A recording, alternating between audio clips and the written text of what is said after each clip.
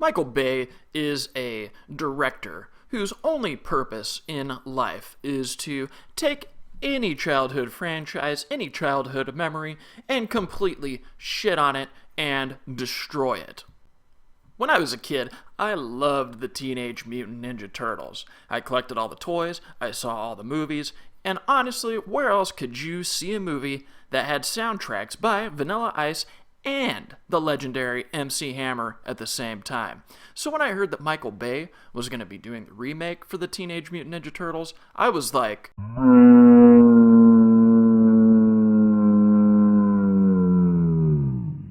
it was a similar feeling to, say, if Mr. Rogers flipped you the bird and told you to get the fuck out of his neighborhood.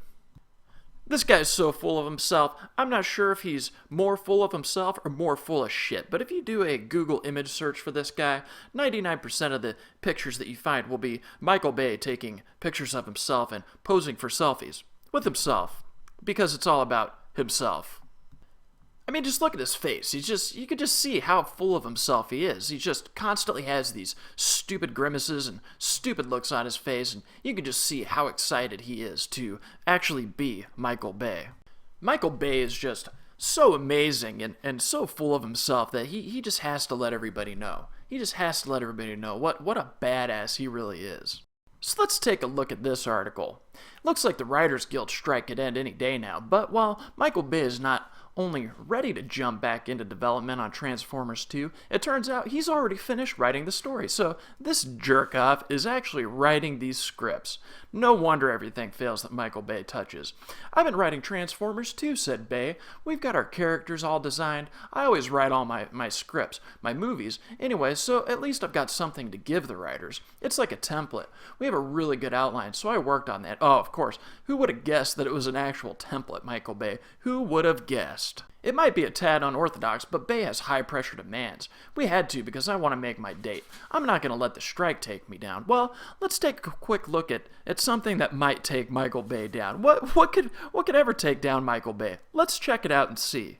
I create visual worlds that are so beyond everyone's normal life experiences, and Hollywood is a place that creates a viewer escape. And what I try to do is, as a director, I try to... the type is all off, sorry, but I'll just wing this. Tell us what you think. Yeah, we'll wing it right now. I try to take people on an emotional ride, and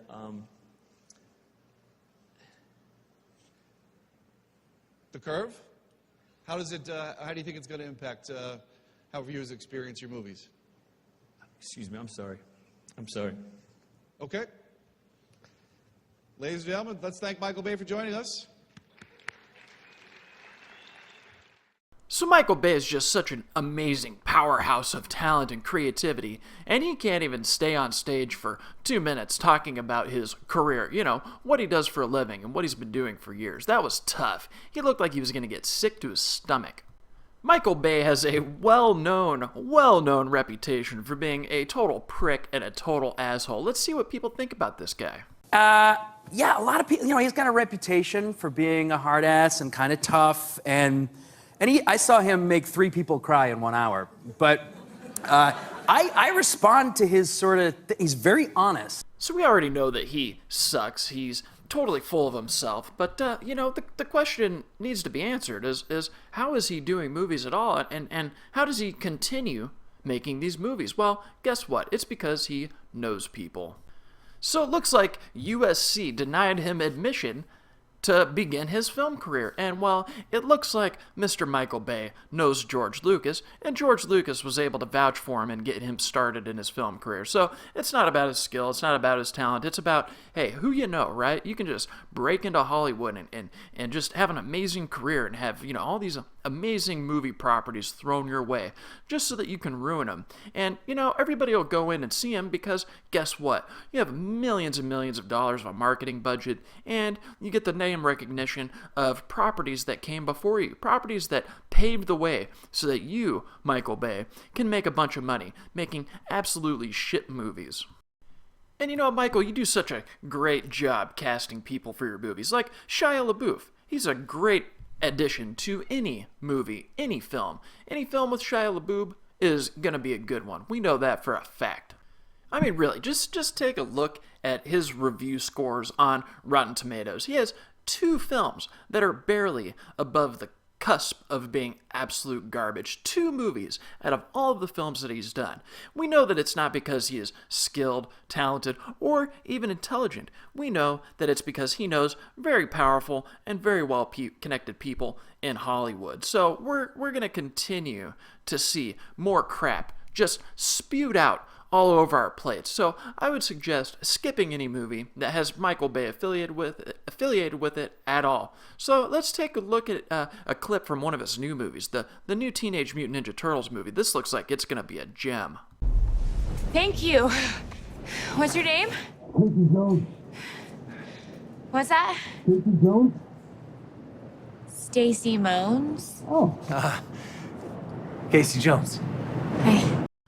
Thanks, Michael. That was just some incredibly great cringe. Those jokes are just so funny. It's just, I was laughing the whole time. I can't wait to go and see this movie. I'm sure it's going to score really well with all the critics and all the fans, too. Everybody's going to love this pile of crap right here. So, anyways, thanks for watching. Appreciate you guys sticking with me through the video. I know it was very painful to watch all of the nonsense that comes out of Michael Bay. Until next time, I am the Masked Gamer, and I'm out.